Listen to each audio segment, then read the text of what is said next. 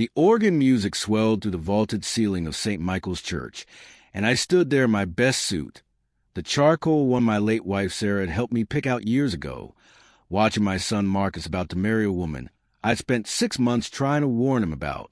The sun pierced through the stained glass windows, casting colored light across the faces of 200 guests. Everyone was smiling, everyone except me. "Do you, Marcus Emmanuel Johnson, take Vanessa?" "Stop." Her voice cut through the sanctuary like a blade through silk. The officiant froze mid-sentence. The congregation went silent. I felt every eye in that church shift toward the altar, then slowly, inevitably, toward me. Vanessa turned, her white dress catching the light, her face a mask of barely controlled fury. She pointed at me with a manicured finger that trembled. Not with emotion, I realized, but with calculation. "Get out." 2 words. That's all it took to shatter everything I had built with my son over 33 years. Marcus's face went pale. "Vanessa, what are you—" I said, "Get out." Her voice rose an octave, theatrical, wounded. "I can't do this with him watching me like I'm some kind of criminal. He's been against us from the beginning. He doesn't want you to be happy." The murmurs started then. Low, confused, spreading like ripples across water. I stood there, 72 years old, feeling the weight of every sacrifice I'd made for my boy pressing down on my shoulders. The double shifts after Sarah died. The nights I went to bed hungry so he could have seconds. The college tuition I had paid with money I'd been saving for retirement. My hands were shaking. I pressed them against my sides where no one could see. "Dad." Marcus's voice was small, pleading. "Dad, please. Can we talk about this later?" I looked at my son, my brilliant, kind, trusting son, and saw the little boy who used to hold my hand crossing the street, the teenager who cried on my shoulder when his mother died, the man who called me every Sunday without fail, until 6 months ago. "You want me gone?" I kept my voice steady, quiet. 30 years as a contract attorney had taught me that the softest voice in a room is often the most powerful.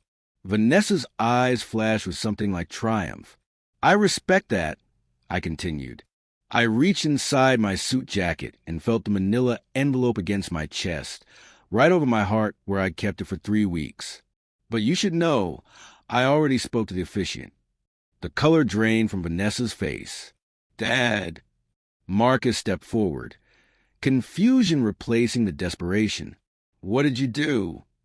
The officiant, Pastor Williams, a man I'd known for 40 years, who'd married Sarah and me, who presided over a funeral, cleared his throat.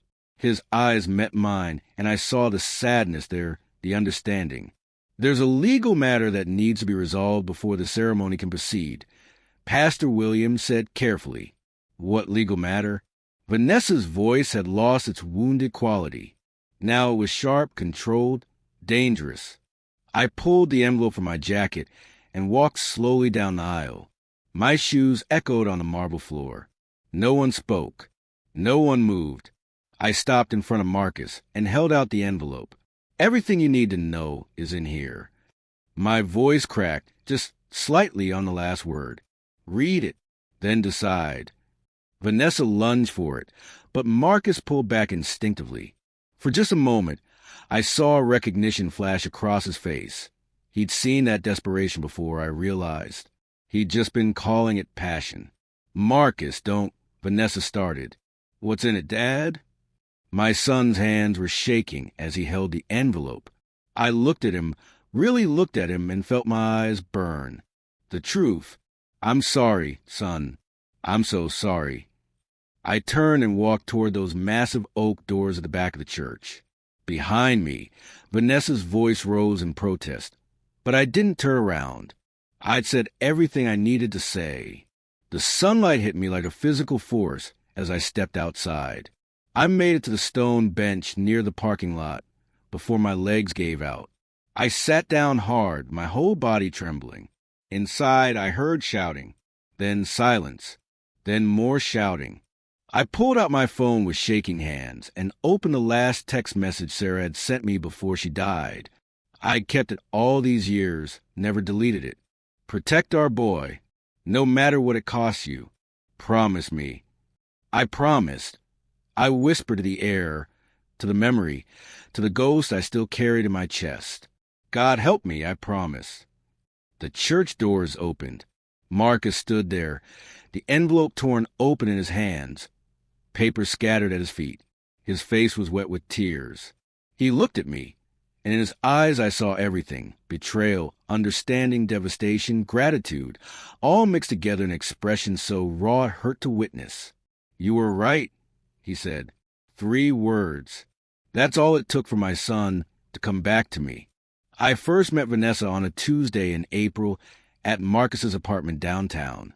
He called me that morning with the kind of excitement I hadn't heard in his voice since he got his job promotion. "Dad, I need you to meet someone. Can you come for dinner tonight?" I'd said yes before he finished asking. After Sarah died, Marcus and I had made a promise to each other. Always show up. Always answer. Always come when called. His apartment was on the 15th floor, all modern glass and steel. Nothing like the 2-bedroom house where I'd raised him. I'd been proud of that house. Proud of every payment I'd made on time. Every repair I'd done with my own hands. Marcus opened the door with a smile wider than I'd seen in years. "Dad, come in, come in." He hugged me tight, and I caught the scent of cologne. Expensive stuff, not his usual drugstore brand.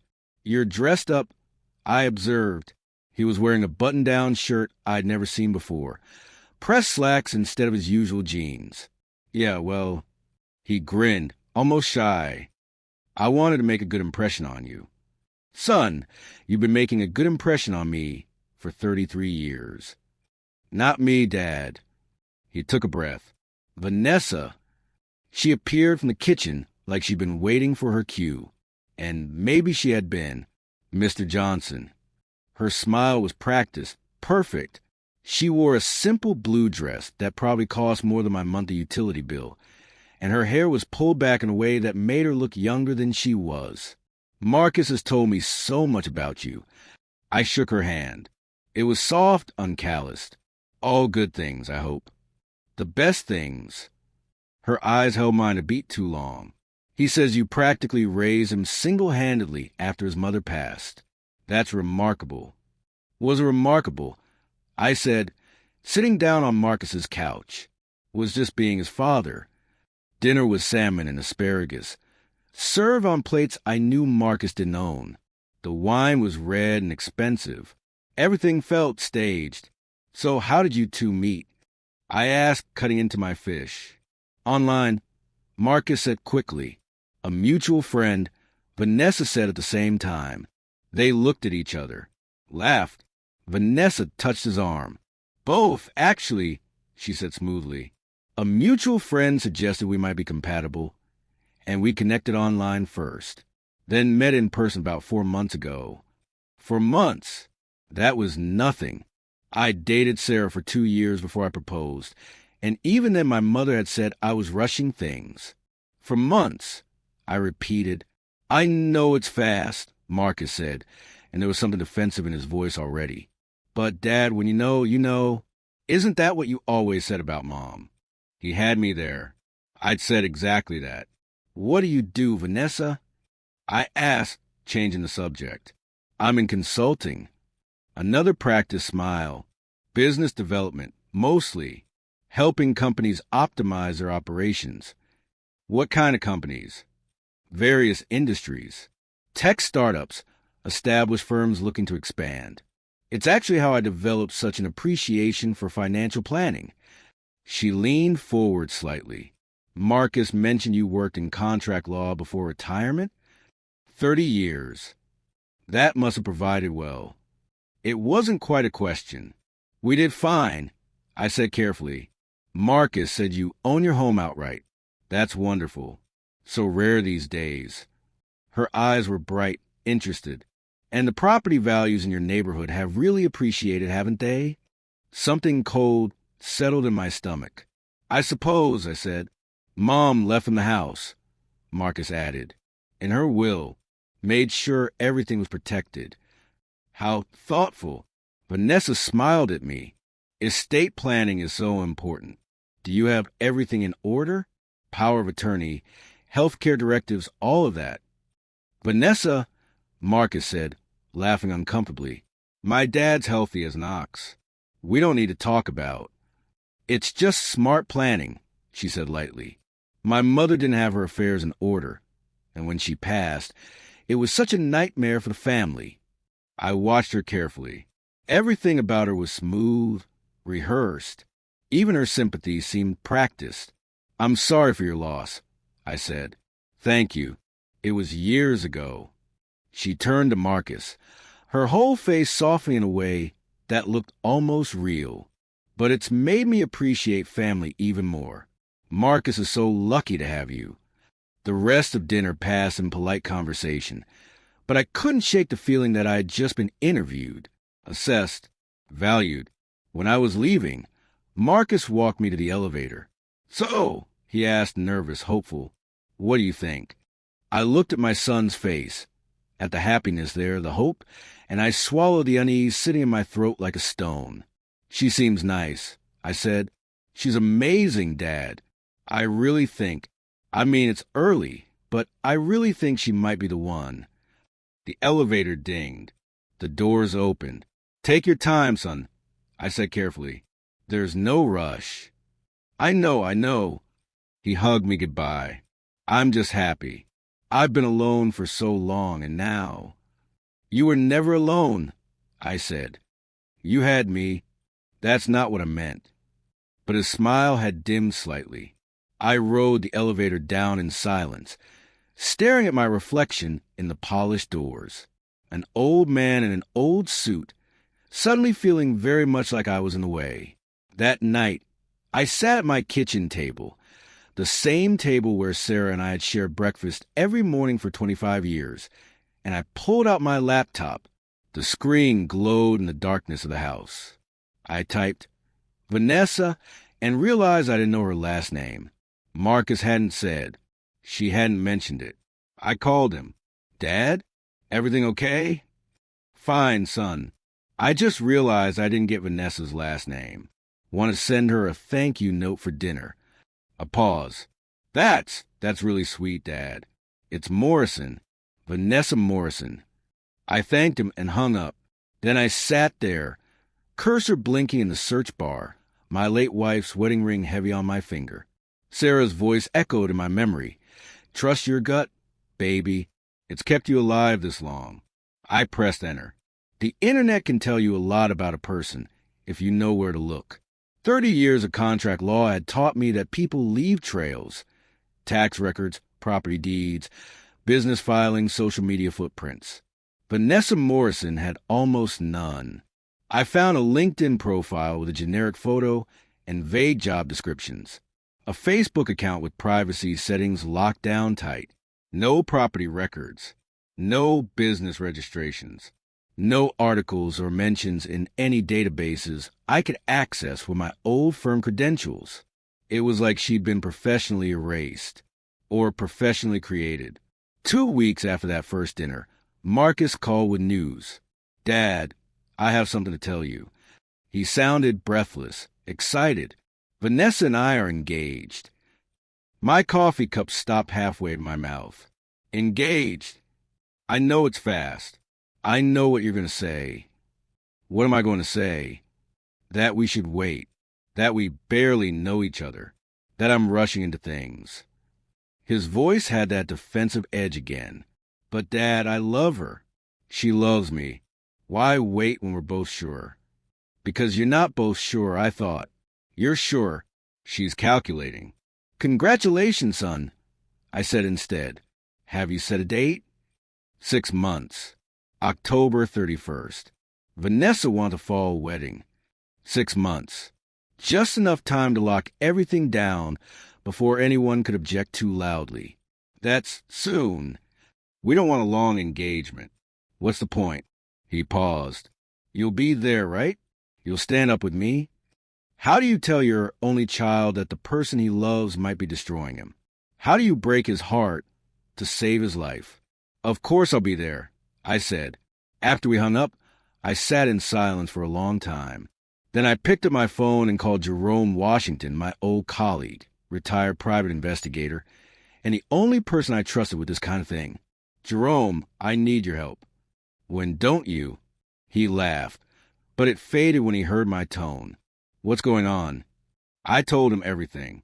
The quick relationship, the engagement, the questions about my estate, the way Vanessa had no digital footprint. You want me to run a background check? Jerome said, I want you to find out who she really is. Marcus know you're doing this? No, and he can't. Not until I know for sure. Jerome was quiet for a moment. And if I find something, then I'll deal with it. And if I don't, then I'll know I'm just a paranoid old man who needs to let his son be happy. All right, Jerome said, give me 2 weeks. Those 2 weeks were the longest of my life. Marcus brought Vanessa to Sunday dinner, something that had been just the two of us since Sarah died. She complimented everything. The pot roast, the house, the photos of Marcus growing up that line in the hallway. You raised such an incredible man, she said, helping me clear the dishes while Marcus took a phone call for work. Single father, 2 jobs, put him through college. That's heroic. That's just love, I said. She smiled, loading plates into the dishwasher with the careful movements of someone performing for an audience. Marcus says you're thinking about downsizing, that this house is going to be too much for you. I set down the casserole dish I was holding. I never said that. Oh. She looked surprised, but her eyes stayed calculating. He must have misunderstood. I just thought, at your age, all these stairs, this big yard to maintain. I'm 72, not dead. Of course not. She laughed lightly. I just meant, wouldn't it be easier to have something more manageable? A nice condo, maybe. Then you could use the equity from this place for retirement, travel, enjoying your golden years. And what would happen to this house? Well, Marcus is your only heir, right? So eventually, she trailed off delicately. Eventually, after I was dead, this house stays with me until I decide otherwise, I said quietly. Something flickered across her face. Annoyance, maybe, or recalculation. Marcus came back, and the moment passed. But I'd seen it, that flash of cold ambition beneath the warm facade. Jerome called on a Wednesday night. Found something, he said without preamble. You sitting down? I was standing in my kitchen, but I pulled out a chair and sat. She's used 3 different last names in the past decade. Morrison, Martinson, and Marlowe. All variants, like she's trying to make it hard to track, but easy to remember. My chest tightened. Go on. Found 2 different social media profiles, both deleted within the last year. Got cache versions. The photos match, but the details are all different. One says she's from Ohio, the other from Texas. One's a marketing consultant, the other's in real estate. What else? Credit check shows she's been moving a lot. New city every couple years. Always leaving right around the time she gets married. The room tilted slightly. Married? Twice before. Both marriages lasted less than a year. First husband won't talk about it. Got lawyers involved. Second one, Jerome hesitated. Second one filed a restraining order after she tried to forge his signature on property transfer documents. I couldn't speak. There's more, Jerome said quietly. I'm finding a pattern. She targets men with family money, moves fast, gets them to the altar, then starts working on asset access. When they catch on, or when the money's not as much as she thought, she vanishes. Why isn't she in jail? Settlements, NDAs, good lawyers. And she's smart. Never quite crosses a line into prosecutable fraud. Just lives in the gray areas. I thought about Marcus, about his trust fund from Sarah's life insurance, about my house and pension, about the future, he was handing to a woman who collected men like some people collected antiques. "Send me everything." I said, "You gonna tell Marcus?" "I'm gonna try." But trying wasn't enough.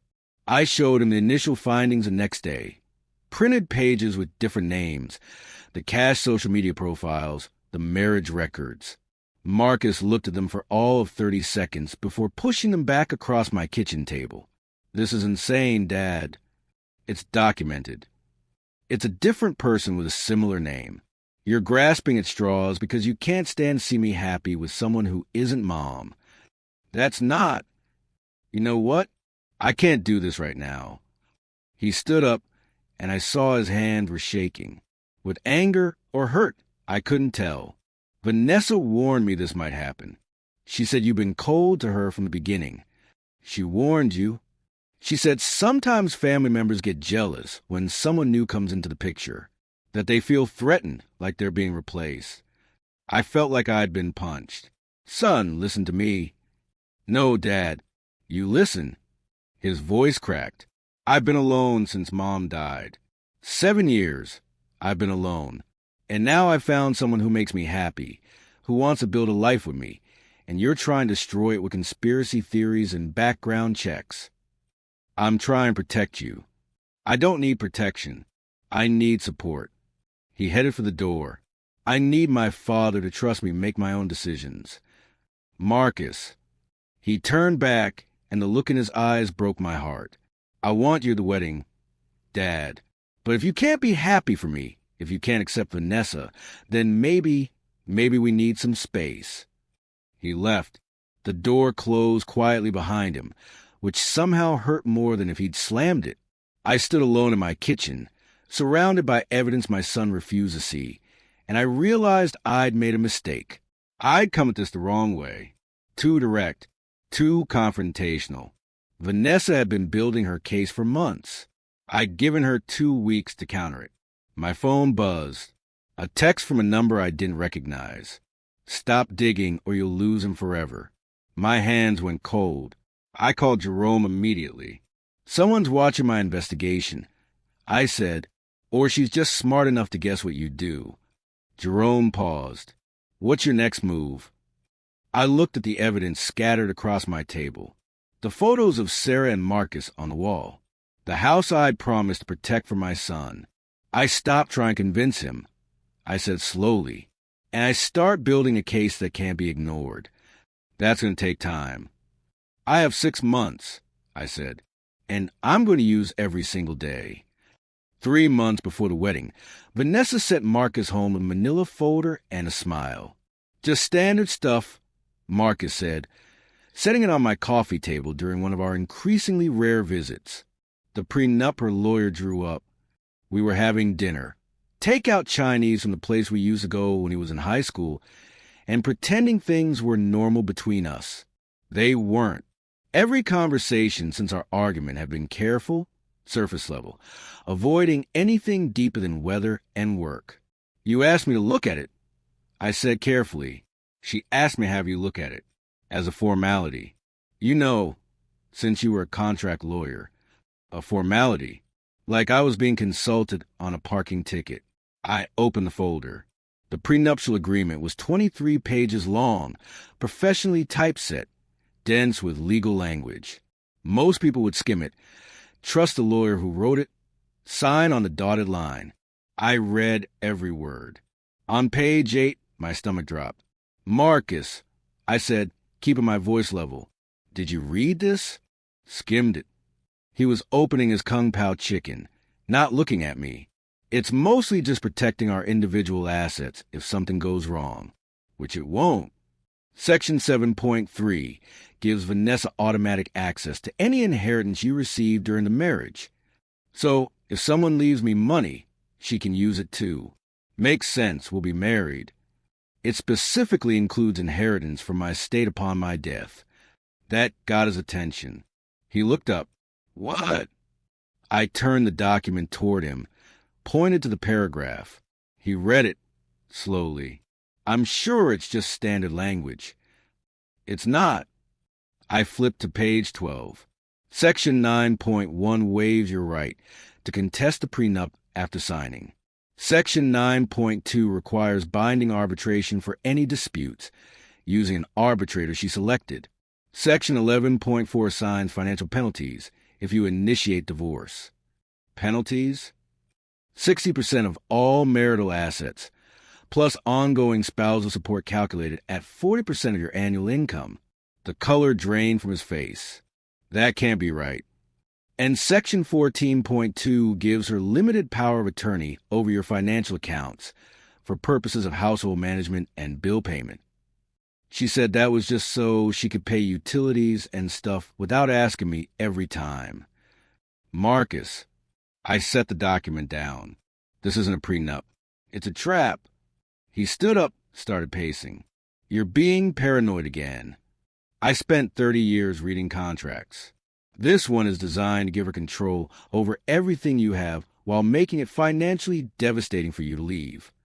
Or it's designed to protect both of us. Where's your protection? Show me one clause that benefits you. He couldn't. We both knew he couldn't. I'll ask her about it, he said finally. There's probably explanations for all of this that make sense. Don't tell her I pointed it out. Why not?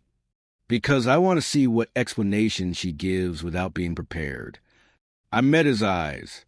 Please, son, just ask her casually, like you're curious. He agreed, reluctantly. 2 days later, I got a text from Marcus. Can you come over? Tonight? I drove to his apartment with my heart pounding. Maybe he'd seen it. Maybe she'd slipped up, revealed something, shown her true face. But when he opened the door, Vanessa was standing behind him. Mr. Johnson. Her smile was cold. Marcus told me about your concerns regarding the prenup. So much for casual questions. They're not concerns, I said, stepping inside. They're facts. That document is predatory. It's protective, she countered smoothly. Given Marcus's financial situation and the complexity of modern divorce law, my attorney recommended thorough coverage. Your attorney works for you, which is why Marcus is getting his own legal review. We've already scheduled an appointment with a family law specialist. She put her hand on Marcus's shoulder, possessive, because unlike some people, I want Marcus to feel completely comfortable with every aspect of our marriage. The implication was clear. I was the one making him uncomfortable. That's good, I said. I hope they explain exactly what he's signing. I hope they help you understand that your constant interference is damaging our relationship. Her voice stayed pleasant, but her eyes were ice. Marcus has been so stressed these past few weeks. The wedding planning, the pressure at work, and now his own father is trying to sabotage his happiness. I'm not sabotaging anything. Aren't you? She turned to Marcus, her face softening into perfect wounded vulnerability. Baby, I need to ask you something, and I need you to be honest. Marcus looked between us, confused and cornered. What? Do you want me? Do you want this marriage? Of course I do. Then I think... She paused, like the words hurt her. I think we need to have some boundaries, for both our sakes. The constant criticism, the investigations, the accusations, it's too much. I can't start our marriage with someone actively working against us. No one's working against you, I said. Then why did you hire a private investigator to dig into my past? The room went silent. Marcus turned to me, his face pale. Dad, is that true? I could have denied it, should have denied it, but I'd never lied to my son, and I wouldn't start now. Yes, I said. You had someone investigate my fiancée? His voice was barely a whisper. I had someone verify information. There's a difference. No, he shook his head. There really isn't. Vanessa put her hand on his arm, gentle, understanding. It's okay, baby. He's your father. He's protective. I get it. She looked at me. But this has to stop. The questions, the suspicions, the investigations. It's not healthy. For any of us. She's not who she says she is. I said desperately. Marcus, there are things you don't know. Then tell me, He crossed his arms. Right now? Tell me what this investigator found that's so damning. I looked at him, at Vanessa standing beside him with her perfect mask of patient suffering, and I realized I was cornered. Everything Jerome had found was circumstantial. Different names that could be explained. Old marriages that could be dismissed as past mistakes. Social media profiles that could be denied. Nothing concrete. Nothing that couldn't be explained away by a good lawyer and a tearful explanation. That's what I thought. Marcus said when I stayed silent. Dad, I love you. You know I do. But I can't have you at Sunday dinners anymore. I can't have you involved in the wedding planning. I can't. His voice broke. I need some space. Until you can accept Vanessa, accept my choices. I think it's better if we keep our distance. Son, please. He wouldn't look at me. Please, just go. I went. That night, I sat at my kitchen table with Sarah's leather journal, the one she kept during her illness, full of letters to Marcus she'd never had the strength to send, and I started writing. Every suspicious moment, every red flag, every piece of evidence Jerome had found. If Marcus wouldn't listen, I'd create a record, a roadmap, something he could follow back to the truth. When Vanessa's mask finally slipped, my phone rang at 11 p.m. Unknown number. Stop. A woman's voice said when I answered. Not Vanessa's voice. Someone older, harder. Whatever you think you're doing, stop. You're going to lose him anyway. This way, at least he'll still talk to you after. Who is this? Someone who's seen this before. She always wins. The father always loses. A pause. Walk away while you still can. The line went dead. I sat in the silence of my house, surrounded by memories of Sarah, by photos of Marcus growing up, by 30 years of being his father. I can't, I said to the empty room. I'm sorry, but I can't. I pulled out my laptop and emailed Jerome. I need everything. Every marriage, every name, every financial record you can find. And I need testimony from the ex-husbands. I need proof she can't talk her way out of. You've got 3 months, he wrote back. Make them count. I would, because the wedding was coming whether I was invited or not. And I was going to make sure my son knew exactly who he was marrying before he said, I do. Jerome met me at a diner 40 minutes outside the city, far enough that no one would recognize us. It was early morning, the kind of gray October dawn that made everything look washed out and tired. I felt washed out and tired, too. He slid a thick manila envelope across the table. It landed between my coffee and untouched pancakes with a sound that felt final, like a judge's gavel. Everything's in there, he said. Everything I could find. Everything I could prove. And a few things I can't prove but know in my gut are true. I opened it. The first page was a timeline, dates and locations stretching back 12 years. The second was a photograph, Vanessa, or whatever her real name was, standing next to a gray-haired man in front of a courthouse. She looked younger, softer, more vulnerable. That's husband number 1, Jerome said. Richard Castellano, real estate developer in Ohio. They met at a charity function, married 6 months later, divorced 8 months after that. What happened? He won't talk about it, but his lawyer will, off the record. Jerome pulled out another page, notes in his careful handwriting. Vanessa went by Vanessa Marlowe then. Convinced him to put her name on several property deeds. Said it was romantic, showing commitment. By month 6, she was taking out loans against those properties.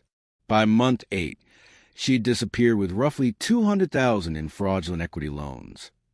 He didn't press charges? She'd been smart. Used his power of attorney, which he'd given her voluntarily. Forged his signature on a few things. But nothing she couldn't claim was a misunderstanding. His lawyer said prosecution would be expensive, lengthy, and unlikely to succeed. He settled, made her sign an NDA, and tried to move on. I flipped through more pages. Marriage number 2. Thomas Henderson, venture capitalist. Same pattern, different city. Henderson's actually willing to talk, Jerome said. He's angry enough and smart enough to have kept records. What kind of records? Text messages, emails, recorded phone calls where she's coaching him on how to optimize his estate planning, which really meant moving assets into accounts she could access. He caught on when his accountant flagged some irregularities. She vanished before he could confront her fully. How much did she get? About $300,000. Maybe more. He's still finding hidden accounts. I closed my eyes. Marcus's trust fund from Sarah's insurance was $400,000. My house was worth another $5,000. My pension and savings, another $2,000. She's not just a gold digger. I said quietly, she's a professional. Worse than that. Jerome pulled out another document. I found her real name. At least, I think it's her real name. Vanessa Marie Kessler.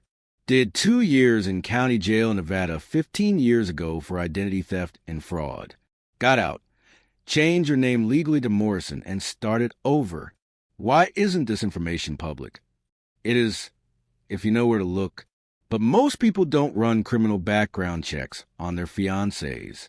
Most people trust.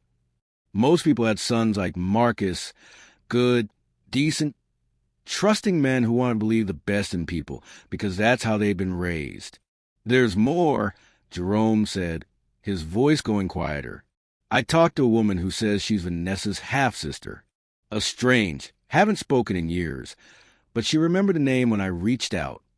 What did she say? That Vanessa's been doing this since she was 22. That it's all she knows. Her mother did it too, married and divorced her way through 3 states before she died. The sister says Vanessa sees it as a job, as a skill. She's not malicious. Exactly. Just transactional. I thought about the way Vanessa had looked at my house, at Marcus, at me, like we were assets to be assessed and acquired. How do I prove this to Marcus? Jerome looked at me for a long moment. The question isn't how to prove it. The evidence is right here. The question is whether he'll believe it. He has to. He's in love, or he thinks he is, and she's been very careful to paint you as the villain here. The overprotective father who can't let go. Jerome pushed his coffee aside. I talked to a psychologist friend of mine, showed her the pattern. She says this is textbook isolation and manipulation. Vanessa's been systematically cutting Marcus off from you, while making it look like you're the one causing the distance. How do I break through that? You can't. Not directly. He tapped the envelope. But you can document everything and wait for her to make a mistake. People like this, they get overconfident. They think they're smarter than everyone else. Eventually, they slip. The wedding's in 3 weeks. I know. I don't have time to wait for a mistake. Jerome met my eyes. Then you're going to have to do something dramatic, something public, something she can't spin or explain away. I thought about Marcus, about the little boy who trusted me to protect him from nightmares and schoolyard bullies, about the man who'd stop returning my calls. Tell me about the ex-husbands. I said, would they testify? Would they go on record? Henderson would. He's angry and he's got nothing to lose. She already took what she could from him. Castellano is more reluctant, but I think I could convince him if we had a good reason. What about her sister? She'd talk, but she's not credible. They had a falling out years ago, lots of bad blood. A defense attorney would tear her apart. I opened the envelope and pulled out everything inside. Bank statements, marriage certificates, police reports, court documents, screenshots of deleted social media profiles, a whole life of deception, neatly organized and cross-referenced. This is enough, I said. This has to be enough. For what? To stop the wedding. Jerome shook his head slowly. You can't stop it. Only Marcus can stop it. Then I need to make sure he sees this before he says, I do. And if he won't look, if she's got him too convinced that you're the problem? I'd thought about this. Spent sleepless nights running through every scenario, every possible approach. Then I'll make it impossible for her to hide. I said, I'll make it public. At the wedding? If that's what it takes. Jerome was quiet for a long moment. When he spoke again, his voice was careful, measured. You know that if you do that, Marcus might never forgive you. Even if you're right, even if you save him from making the worst mistake of his life, he might hate you for it. I know. And you're willing to risk that? I thought about Sarah, about her last words to me in the hospital. Protect our boy, no matter what it costs you. I don't have a choice, I said. He's my son. Jerome nodded slowly. Then he pulled out another folder, thinner than the first. I figured you'd say that, so I prepared this. Inside was a document, a legal brief, essentially laying out the entire case against Vanessa in language even a non-lawyer could understand. Timeline, evidence, witness statements, everything organized and annotated. Give this to Marcus, Jerome said. Not today, not tomorrow. Give it to him at the wedding. Why wait? Because if you give it to him now, she'll have time to spin it, to explain it away, to turn him against you completely. But if you give it to him at the wedding, in front of 200 witnesses, she can't control the narrative. She'll panic, and when she panics, she'll show her true self. I looked at the document in my hands. It felt like holding a loaded gun. There's one more thing, Jerome said. He pulled out his phone, showed me an email. I contacted the officiant. Pastor Williams, right? Old friend of yours. He married Sarah and me. I explained the situation, showed him some of the evidence, asked if he'd be willing to delay the ceremony if you raise an objection. Jerome paused. He said he'd need to see the evidence himself, but if it's legitimate, he has a legal and moral obligation to ensure both parties are entering the marriage freely and with full knowledge. My throat tightened. He'd do that. He said he remembered Sarah. Said she made him promise to always look out for you and Marcus. Jerome put his phone away. So here's your play. You give the officiant the evidence beforehand. All of it. Let him review it, verify it, make his own decision about whether the wedding should proceed. Then you attend as a guest, you stay quiet, and you let the process work. And if she convinces him everything's fine, then you stand up during the ceremony and object. You hand Marcus the documents in front of everyone and let him decide. It was a terrible plan. It would humiliate Marcus, enrage Vanessa, shock the congregation. It was also the only plan I had. Okay, I said, let's do it. Jerome gathered up the evidence, slid it all back into the envelope. One more thing. Henderson, the second ex-husband, he wants to meet you. Why? Said he wants to warn you. Said there's something about Vanessa that's not in any report. Something you need to understand before you go up against her. We met Thomas Henderson at his office downtown. Glass and steel, expensive views, the kind of place that screamed success.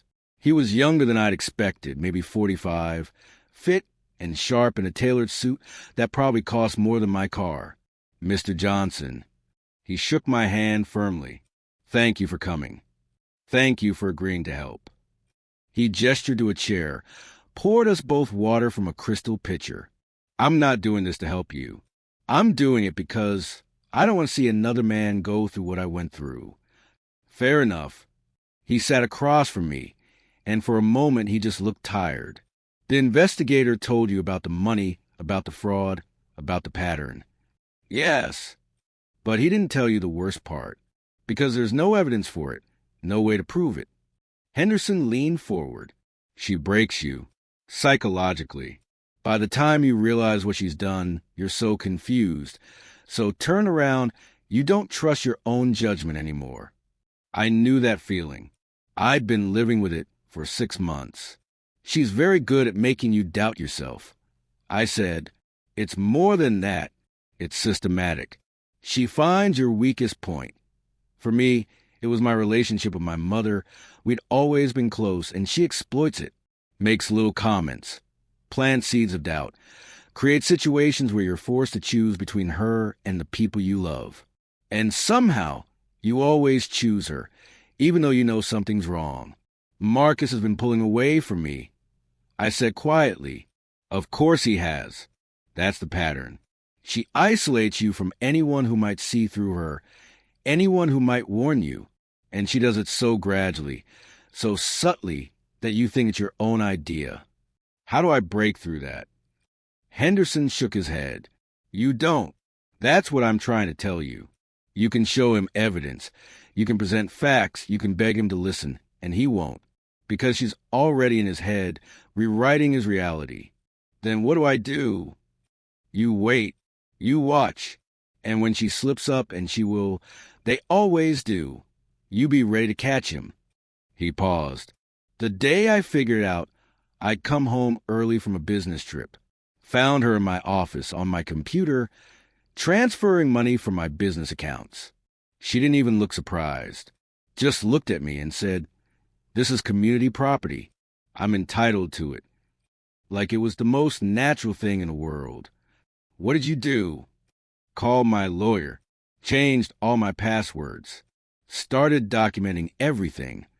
He smiled grimly. She was gone within 48 hours. Left a note saying I'd become controlling and paranoid, and she couldn't live with someone who didn't trust her. Did you try to prosecute? Tried, but she'd been careful. Everything she'd done was technically legal, or at least unprovable. My lawyer said I'd spent $100,000 in legal fees to maybe recover $50,000 in assets. Better to cut my losses and move on. He met my eyes. So that's what I did, and I've been warning people ever since. When your investigator reached out, I jumped at the chance to help. I showed him the document Jerome had prepared. He read through it carefully, making notes in the margins with a gold pen. "This is good," he said finally. "Comprehensive. Damning. If anyone's willing to look at it objectively. But here's the thing. Your son won't be objective. Not at first. Maybe not for months or even years. So I'm supposed to just watch him marry her? Watch her destroy him?" "No." Henderson handed the document back. "You're supposed to make one grand gesture, one last attempt to save him. You present this evidence publicly. You let everyone see who she really is. And then you step back. You let him make his own choice, and you accept the consequences. Even if he chooses her? Especially if he chooses her. Because that's when he'll need you most. When it all falls apart and he realizes you were right." Henderson stood, walked to the window. "My father tried to warn me about Vanessa. I didn't listen. Told him he was interfering, that he needed to respect my choices. We didn't speak for the entire 8 months of my marriage. But you reconciled?" "Eventually. After it was over, after I'd lost some money and learned my lesson, I called him. And you know what he said?" Henderson's voice got quiet. He said, "I've been waiting for your call, son. I never stop waiting." That's what fathers do. We wait. I thought about that on the drive home. About waiting, about patience, about the long game of love. But the wedding was in 3 weeks, and I was out of time for patience. That night, I called Pastor Williams. "James," he said warmly, "it's been too long. I need to see you. About Marcus's wedding." A pause. I heard there was some tension. "It's more than tension, Pastor. It's a matter of protecting my son from someone who means him harm. Those are strong words. I have strong evidence." We met at the church the next morning. I brought everything.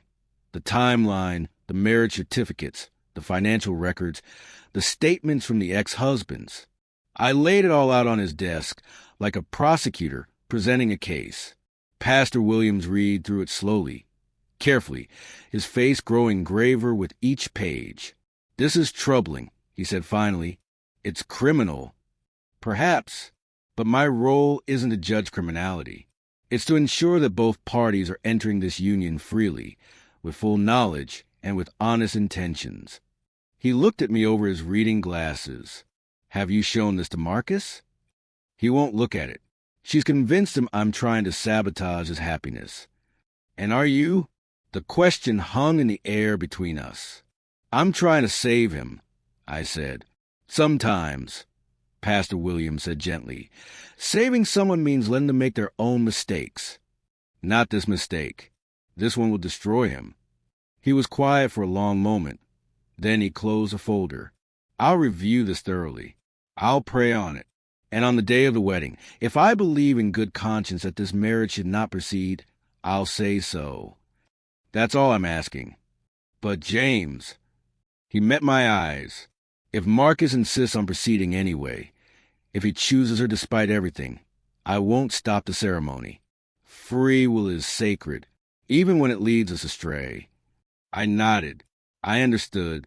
I didn't like it, but I understood. There's one more thing. I said, if she tries to have me removed from the ceremony, I won't allow it. You're the father of the groom. You have every right to be there.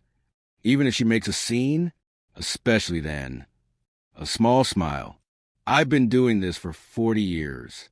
I've seen every kind of wedding drama. I can handle one more. I thanked him and left, the manila envelope still in my hands. The evidence was out there now, in the world, ready to be used. All I had to do was wait for the wedding. 3 weeks suddenly felt like 3 years. The invitation arrived in my mailbox on a Wednesday, 2.5 weeks before the wedding. Heavy cardstock, expensive calligraphy, my name printed in letters that looked like they'd been written by hand. Mr. James Marcus Johnson, you are cordially invited to the wedding of Marcus Emmanuel Johnson and Vanessa Marie Morrison. Not Dad, not father of the groom, just my name, formal and distant, like I was a colleague or a distant relative. I put on my refrigerator anyway. Held there by a magnet Marcus had made me in 2nd grade, a misshapen clay heart painted red, with I love Dad scratched into it with a pencil. The next 2 weeks passed in a strange kind of limbo. Marcus didn't call, didn't text. I'd been completely excised from the wedding planning, from his life. I spent the time preparing. Jerome delivered updates regularly. Henderson had agreed to be on standby in case we needed his testimony. Castellano, the first ex-husband, had finally agreed to provide a written statement. Pastor Williams had reviewed the evidence and confirmed he would, at minimum, add language to the ceremony allowing for objections. He's taking it seriously. Jerome told me over coffee. Said he's never seen a case quite like this. Usually when family object to a wedding, it's personal preference or old grudges. This is different. Because it's documented fraud. Because of the pattern of predatory behavior. And your son is the next victim. Jerome stirred his coffee slowly. You ready for this? No. Good. If you were ready, I'd be worried about you.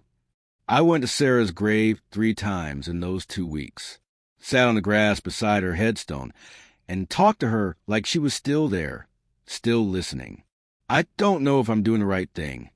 I told her on the last visit, the day before the wedding. I don't know if he'll ever forgive me, but I promise you I protect him, and this is the only way I know how. The wind moved through the trees, overhead. Leaves fell around me, October gold and red. I pulled out my phone and opened the voice memo app. Started recording. Marcus, I said to the empty cemetery, if you're listening to this, it means I gave you the evidence and you didn't believe me. It means you chose her, and I'm respecting that choice. But I need you to know something. I paused, gathering my thoughts. When your mother was dying, she made me promise to protect you. Not to control you, not to run your life, but to protect you from real harm. That's all I've ever tried to do. Every late night, I worked so you could have new shoes. Every college application I helped you fill out. Every time I told you I was proud of you, it was all protection, all love. My voice cracked. I cleared my throat. If Vanessa is who she claims to be, then I'm wrong. And I'll apologize. I'll beg your forgiveness. I'll spend the rest of my life making it up to you. But if I'm right, if she's the person I think she is, then please remember this. I never stopped believing in you. I never stopped trusting your judgment. I just stopped trusting her. I ended the recording, saved it, put my phone away. That night, I couldn't sleep. I got up at 3 a.m. and went to my home office. The small room off the kitchen where I practiced law for 30 years, where I'd reviewed thousands of contracts and documents. I pulled out Sarah's letter journal, the one I'd been filling with notes and observations about Vanessa for 6 months. Every red flag, every suspicious moment, every lie I caught her in, and I started writing a letter. Dear son, by the time you read this, the wedding will be over.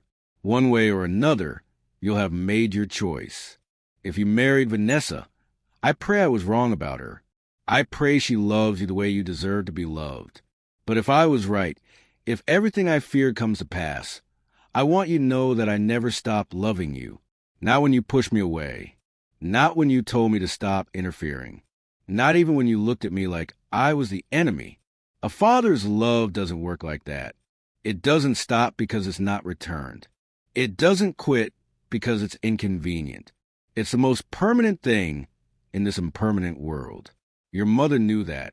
In her last days, when the pain was bad and the medication made her foggy, she was still worried about you, still planning for your future, still making me promise to watch over you. He's going to need you, she told me, especially when he thinks he doesn't, especially when he's sure he's got everything figured out. That's when he'll need you most. She was right. She was always right. So whether you're reading this in anger or in gratitude, whether we're speaking or not speaking, know this. I did what I had to do, not because I wanted to be right, not because I wanted to prove a point, but because I promised your mother I would protect you, and I've never broken a promise to her. I love you, son. I always have. I always will. Dad. I sealed the letter in an envelope, wrote Marcus's name on the front, put it in my suit jacket pocket, next to the manila folder of evidence. Then I went back to bed and somehow slept. The morning of the wedding dawned clear and cold. October at its finest. Blue sky, crisp air, leaves brilliant against the sun. I put on my best suit, the charcoal one Sarah had helped me pick. I polished my shoes until they gleamed. I trimmed my beard carefully in the bathroom mirror, trying not to think about the fact that this might be the last time I got ready for an event involving my son. At 1 p.m., I drove to the church. Cars were already filling the parking lot. Mercedes and BMWs and Teslas, the kind of vehicles that announce wealth and success. Vanessa's guests, I assumed. Marcus's friends drove Hondas and Toyotas. Practical vehicles for practical people. Inside, the church was transformed. White roses everywhere. Ribbons and tulle and candles. The kind of wedding that cost more than my first car. I found a seat in the third row, right side, farther the groom's section, traditionally. But no one had saved me a seat. No one had asked me to stand up front. No one had included me in the processional. I was just another guest. Pastor Williams caught my eye from the front of the church. He nodded slightly, and I knew he'd read the evidence. Knew he understood what was at stake. The music started. Pachelbel's canon, played on a string quartet that probably cost thousands. The wedding party entered. Marcus's college roommate as best man. 3 groomsmen I didn't recognize. Then bridesmaids in deep purple dresses. Women I'd never met, who'd never been to Marcus's apartment or shared a meal with us. Everything about this wedding was designed to erase me. I realized. To start Marcus's new life with a clean slate, no history, no family ties that might interfere with Vanessa's plans. Then Marcus entered from the side door, and my heart broke a little. He looked so much like Sarah. Same eyes, same gentle smile, same way of standing with his shoulders slightly hunched like he was trying not to take up too much space. He scanned the crowd, and for just a moment, his eyes found mine. Something flickered across his face. Relief, maybe a regret, but then he looked away. The music swelled. Everyone stood, and Vanessa appeared at the back of the church. She was beautiful. I had to admit that. The dress was stunning, her makeup perfect, her smile radiant. She looked like every groom's dream, walking down the aisle toward a future full of promise. But I saw what others didn't. The way her eyes calculated the room. The way her smile was just a fraction too practiced. The way she gripped her bouquet like it was a weapon. She reached the altar. Marcus took her hand. They turned toward Pastor Williams. "Dearly beloved," he began, and I felt the manila envelope heavy against my chest. This was it, the moment I'd been preparing for, the moment that would either save my son or destroy our relationship forever. I took a deep breath, and I waited. Pastor Williams's voice carried through the sanctuary, warm and practiced. "We are gathered here today to witness the union of Marcus and Vanessa in holy matrimony." I watched my son's face. He was nervous, shifting his weight slightly, jaw tight, the way he'd always looked before big moments. Piano recitals, basketball games, his college graduation. Vanessa stood perfectly still beside him, poised and confident. Her bridesmaid smiled behind her. The groomsmen looked uncomfortable in their rented tuxedos. "Marriage is not to be entered into lightly," Pastor Williams continued, "but reverently, deliberately, in accordance with the purposes for which it was instituted by God." The congregation was silent except for occasional coughs, the rustling of programs, someone's phone buzzing until they frantically silenced it. I felt every second tick past like a countdown. "If any person can show just cause why these two may not be lawfully joined together," Pastor Williams said, his voice growing more formal, "let them speak now or forever hold their peace." The silence that followed was absolute. 200 people holding their breath. This was it. My moment. The last chance to stop this before vows were spoken, before papers were signed, before Vanessa's trap closed around my son. I started to stand. Then I heard it, a voice I wasn't expecting. "I object." But it wasn't my voice. It was Vanessa's. She turned away from Marcus, away from Pastor Williams, and looked directly at me. Her face was no longer beautiful. It was contorted with rage, with panic barely controlled. "I object to him being here." She pointed at me, her hand shaking. "He's been trying to destroy us from the beginning. Hiring investigators, spreading lies, poisoning Marcus against me. I won't marry Marcus with that man watching, waiting for us to fail." The congregation erupted in murmurs. Marcus's face went pale. "Vanessa," he started. "No." She cut him off, her voice rising. "I've been patient. I've been understanding. But this ends now. Either he leaves or I do." Pastor Williams raised his hands for silence. "Miss Morrison, this is highly irregular." "I don't care if it's irregular." She was nearly shouting now. "Look at him.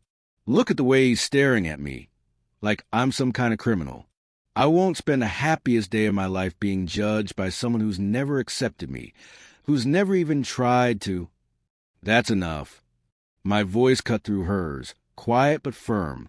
I stood slowly, feeling my knees protest, feeling 200 pairs of eyes turned toward me. "You're right," I said. "I never accepted you. But not because I didn't want Marcus to be happy. Because I knew exactly who you were." "Dad, please." Marcus stepped forward, his face anguished. "Let me finish, son." I pulled the manila envelope from my jacket. "I need to say this. Even if you hate me for it, even if you never speak to me again." Vanessa's eyes fixed on the envelope like it was a snake. "You hired an investigator," she said, her voice icy now, controlled again. "You violated my privacy, dug into my past, tried to find dirt on me. I found the truth." I opened the envelope. "Your name isn't Vanessa Morrison. It's Vanessa Marie Kessler. You've been married twice before, both times to men with substantial assets. Both times the marriages ended within a year, both times after you gained access to their finances." The murmurs grew louder. Marcus was shaking his head, denial written across his face. That's ridiculous," Vanessa said, but her voice had lost its strength. "Those are lies, Marcus. Don't listen to him." "Your first husband was Richard Castellano," I continued, looking only at Marcus now. "Real estate developer in Ohio. You convinced him to put your name on property deeds, then took out fraudulent loans against them. Your second husband was Thomas Henderson, venture capitalist. You forged his signature on asset transfer documents. Stop it, Marcus said, but he wasn't looking at Vanessa anymore. He was looking at me, really looking, for the first time in months. Both men filed restraining orders after they discovered what you'd done. Both settled out of court rather than prosecute. I pulled out the documents, walked toward the altar. It's all here. Marriage certificates, police reports, witness statements. Henderson's willing to testify. So is Castellano. Marcus. Vanessa grabbed his arm, her perfect composure cracking. Baby, you know me. You know I would never. How did you know about my trust fund? Marcus asked quietly. She blinked. What? The trust fund. For my mother's life insurance. I never told you the exact amount. But 3 months ago you mentioned it. So we could use some of the $400,000 for a down payment on a house. His voice was getting stronger. I never told you it was $400,000. You must have. I didn't. He pulled his arm away from her. You also knew about Dad's pension amount, about the property value of his house, about accounts and assets I never discussed with you. We talked about our finances. We talked about mine. We never talked about yours. Marcus turned to face her fully. I don't even know where you worked before we met. I don't know where you went to college. I don't know your family, your friends, your history. Every time I asked, you changed the subject or got upset or... Because my past is painful. Her voice broke, and suddenly she was crying. Perfect tears streaming down perfect makeup. My family was abusive, Marcus. I told you that. I've been trying to build a new life, to leave all that behind, and now your father is dragging it all back up. Your sister says that's not true. Everyone turned. Jerome Washington stood at the back of the church, his phone in his hand. Your sister Rebecca. I've got her on video call right now. She'd be happy to tell everyone about your actual childhood, about your mother's cons, about how you've been doing this since you were 22. Vanessa's face went white. This is harassment, she said, but the words came out weak. You're all harassing me, ambushing me at my own wedding. Then explain this. I handed Marcus the prenuptial agreement. Read section 7.3, the one that gives her automatic access to your inheritance. Section 14.2, giving her power of attorney over your accounts. Section 11.4, the financial penalties if you try to divorce her. Marcus took the document with shaking hands. Read it slowly. His face went from confused to shocked to horrified. You said this was standard, he whispered. It is. You said it protected both of us. But every clause here protects you. Every single one. He looked up at her, and I saw the moment it broke. The moment he finally saw her clearly. Who are you? I'm the woman who loves you, she said desperately. Marcus, please, they're twisting everything, making it sound worse than it is. The woman who loves me wouldn't have investigated my father's estate before we were even engaged. Wouldn't have rushed me into a wedding. Wouldn't have isolated me from my own family. His voice cracked. The woman who loves me wouldn't have lied about her name. I didn't. What's your real name? Marcus asked. Right now. Tell me your real name. Vanessa stood frozen, her mouth opening and closing like she was trying to find the right lie, the right story, the right way to spin this. She couldn't. That's what I thought, Marcus said quietly. He turned to Pastor Williams. I'm sorry. The wedding's off. Marcus, wait. Vanessa grabbed for him again, but this time her desperation wasn't calculated. It was real, raw panic. We can fix this. We can talk about this.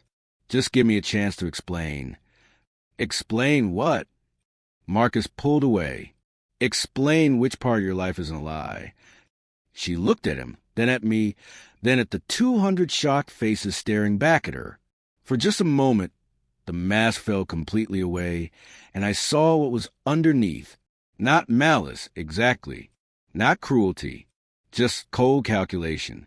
Marcus had been an investment that had failed to pay out. Fine, she said, her voice flat now, emotionless. Keep your money. Keep your father. Keep your pathetic little life. She bent down, picked up her bouquet from where she dropped it. You would have been the easiest mark I've ever had. You practically begged to be used. The words hung in the air like poison. Then she walked down the aisle, her white dress trailing behind her, her heels clicking on the marble floor. Everyone watched her go. No one tried to stop her.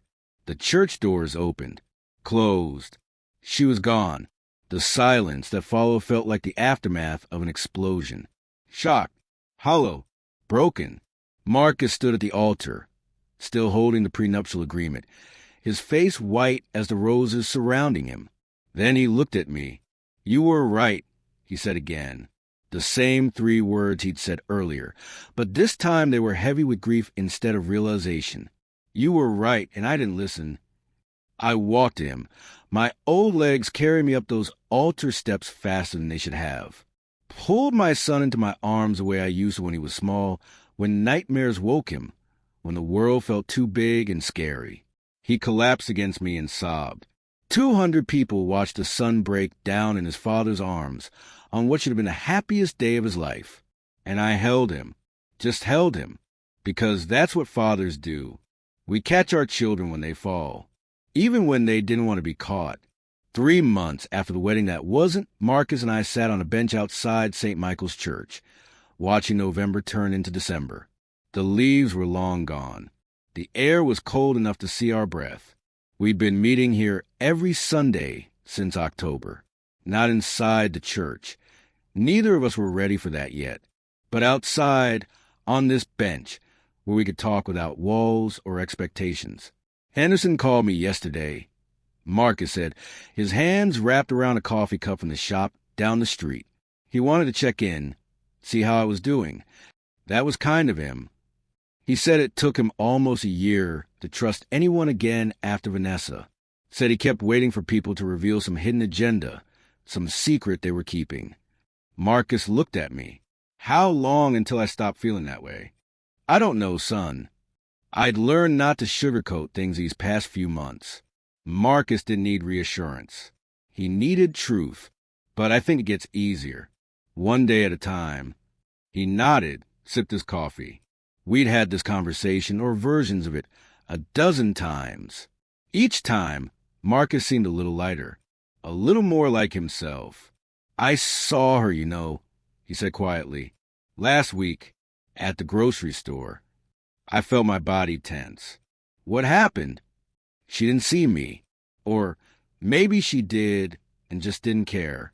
She was with someone, older guy, expensive suit. He was carrying her basket. Marcus smiled, but there was no humor in it.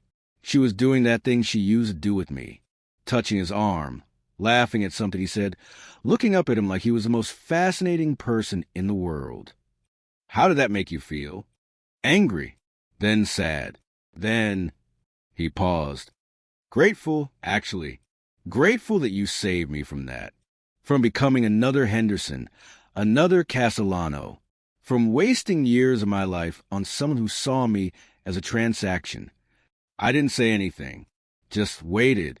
I'm sorry, Marcus said, not for the first time. I'm sorry I didn't listen. I'm sorry I pushed you away. I'm sorry I let her convince me you were the problem. You don't need to keep apologizing. Yes, I do, because I need you to understand. His voice cracked. I need you to understand that I heard every word you said, every warning, every concern. I heard you, Dad. I just chose not to listen. And that's on me, not on her manipulation or her lies. That's my failure. It's not a failure to want to believe the best in people. It is when you ignore the people who actually love you to believe a stranger. He set down his coffee. She knew exactly what buttons to push, exactly what to say to make me doubt you. And I let her. I chose to believe her version of you over 33 years of knowing who you really are. I reached over, put my hand on his shoulder. You fell in love. Or you thought you did. That's not a crime. It's not love if it's built on lies. No, I agreed. It's not. We sat in silence for a while, watching cars pull in and out of the parking lot. Sunday service had just let out, and families streamed past us. Parents with children, elderly couples holding hands, teenagers texting on their phones. Normal life. The kind of life Marcus should have been living. I moved back into my apartment, Marcus said. Finally got the locks changed. Threw out everything she left behind. How does it feel? Empty. But like a good empty, if that makes sense. Like I'm starting over. He pulled out his phone, showed me something. I've been going to therapy. The counselor suggested I journal. Write down what I learned, what I'm feeling, what I want to remember. I looked at the screen. It was a notes app filled with paragraphs of text. The most recent entry was from this morning. Lesson number 147. Trust is earned through consistency, not declarations. Dad never said trust me. He just showed up, every time, even when I told him to leave me alone. That's what real love looks like. My eyes burned. The counselor says I have trust issues now, Marcus continued. Put his phone away. Says I'm going to be hypervigilant for a while, looking for red flags in everyone I meet. She says that's normal after this kind of betrayal. It probably is. But she also said something else. She said the fact that you never gave up on me, even when I gave up on you, is going to be the foundation for how I rebuild trust. That I'll always have proof that someone loved me enough to risk everything to protect me. I just did what any father would do. No. Marcus turned to face me fully. That's not true. Henderson's father cut him off completely when he wouldn't listen to warnings about Vanessa.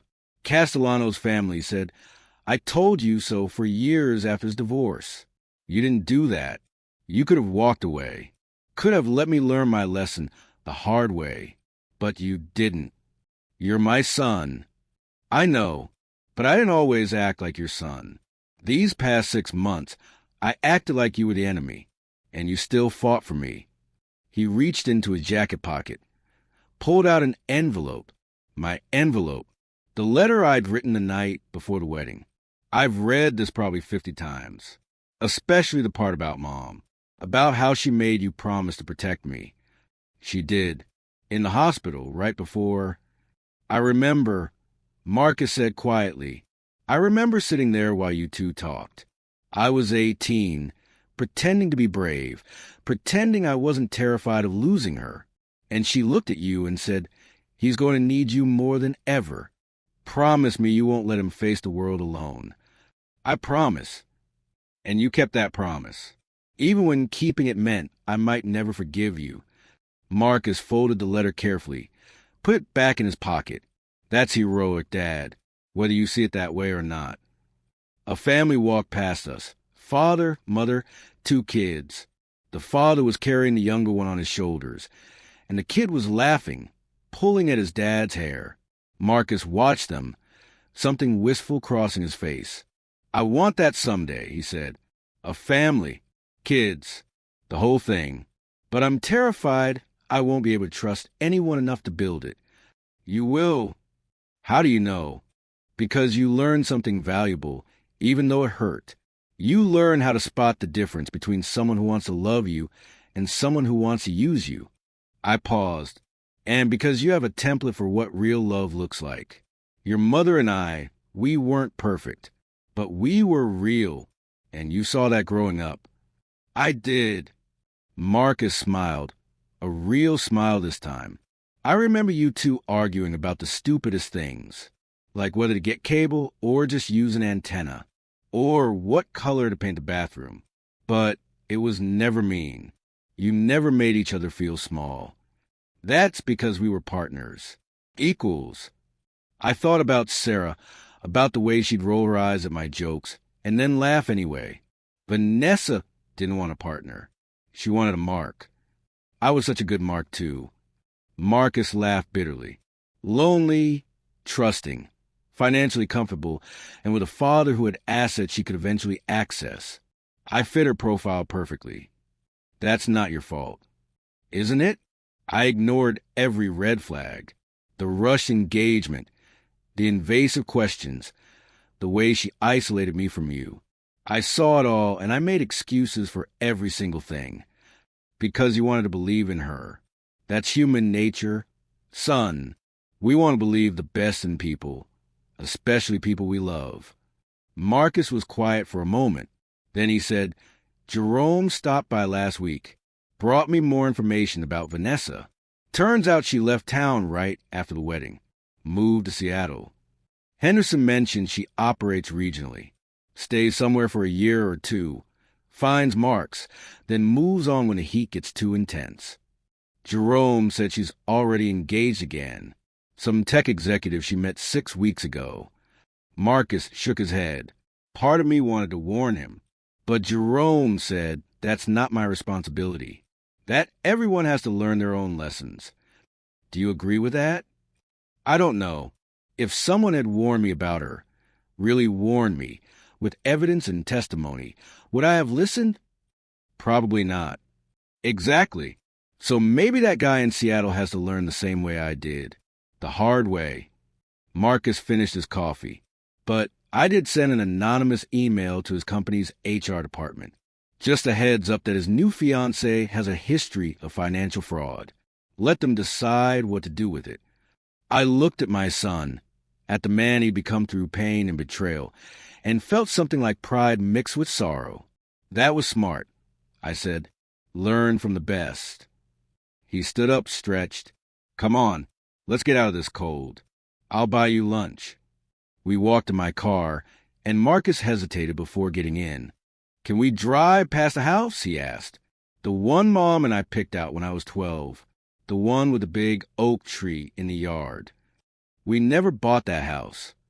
I know, but I used to dream about it, about having Sunday dinners there, about bringing my own kids there someday to visit their grandpa. He looked embarrassed.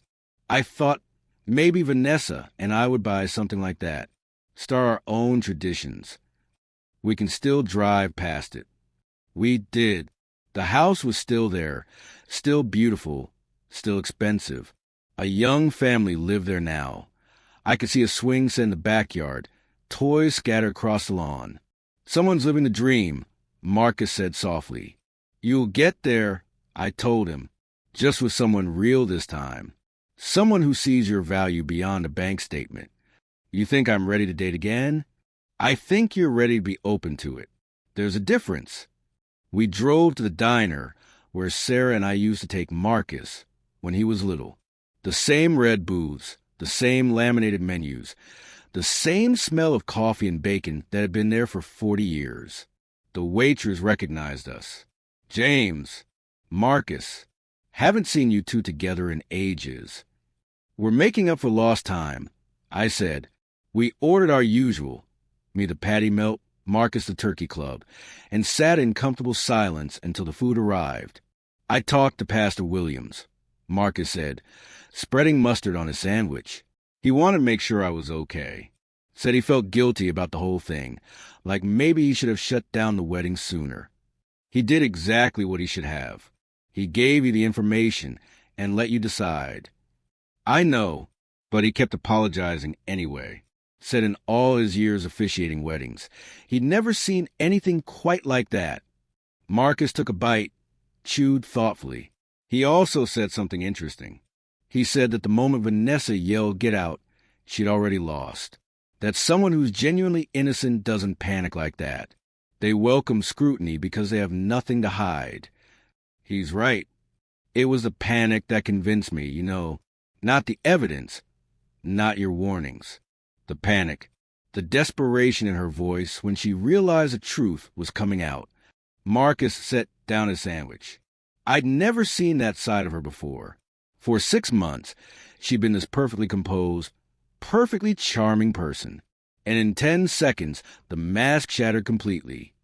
People can only maintain a performance for so long. How long did it take you to see through her? I thought about that first dinner, about the way Vanessa had asked about my state, about the cold calculation in her eyes. About 30 minutes. I admitted, maybe less. 30 minutes. and it took me 6 months. Marcus laughed, but it was painful. What does that say about me? It says you're a kind person who wanted to believe in love. There's no shame in that. Even though my kindness almost cost me everything, especially then. I reached across the table, put my hand over his. Son, the world needs kind people. People who are willing to trust, willing to hope, willing to believe in others. Yes, sometimes that gets exploited. Sometimes people like Vanessa take advantage of that goodness. But that doesn't mean you should stop being kind. It just means you need to be careful about who you're kind to. How do I know the difference? Time. Consistency. Watching how someone behaves when they're not trying to impress you. I thought about Sarah, about the way I'd known she was the one. Your mother and I dated for 2 years before I proposed. Know why? You wanted to be sure. I wanted to see her in every season, literally and figuratively. I wanted to see her when she was happy, when she was angry, when she was sick, when she was stressed. I wanted to know who she was when life wasn't perfect. Because that's who you're really marrying. Not the person on their best behavior, but the person when the mask comes off. Vanessa never took off the mask. No, because there was nothing real underneath it. Just calculation and performance. I squeezed his hand. But the right person, the real person, they're not wearing a mask at all. They're just themselves. Flawed, honest human. Marcus was quiet for a long moment. Then he said, "Thank you." For what? For not saying, "I told you so." For not making me feel stupid. For just... He struggled for words. For just being here. Still being here. I'll always be here. That's not conditional on you making the right choices or listening to my advice. That's just what fathers do. We finished lunch, split the check despite Marcus's protests, and drove back toward his apartment. On the way, we passed the church again. "Can we stop?" Marcus asked suddenly. I pulled into the parking lot. The place was empty now, quiet in the midday sun. Marcus got out, walked to the bench where we'd been sitting earlier. I followed. He pulled something out of his pocket. Not my letter this time, but something else. A small box. "This is a ring," he said, opening it. Sarah's engagement ring gleamed in the sunlight. The one I'd given to Marcus to give to Vanessa. The one she'd examined that first night, calculating its worth. I got it back after the wedding. She left it at my apartment. Didn't even take it with her. What are you going to do with it? I think I should give it back to you, for safekeeping, until I'm ready to give it to someone who deserves it. He handed me the box. If that's okay. I took it, felt the weight of it, the history it carried. Your mother will be proud of you, I said, for walking away, for protecting yourself, for having the courage to start over. You think so? I know so. She was never about perfection. She was about learning from mistakes, about growing, about becoming better. You're doing all of that. Marcus looked at the church, at the doors where Vanessa had walked out 3 months ago, at the place where his life had almost taken a terrible turn. "I'm glad you were there," he said quietly. "I'm glad you didn't give up. I'm glad you loved me enough to risk losing me." "I would do it again," I said, 1,000 times over. We stood there for a moment, father and son, in front of the church where everything had fallen apart and, somehow, also begun to heal. Then Marcus smiled.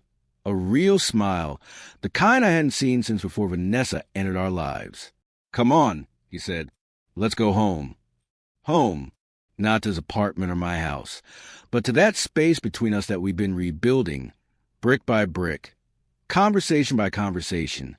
Sunday by Sunday, we drove back to my house, the one Sarah had made into a home, the one Marcus had grown up in, the one Vanessa had tried to claim for her own. Inside, I made coffee.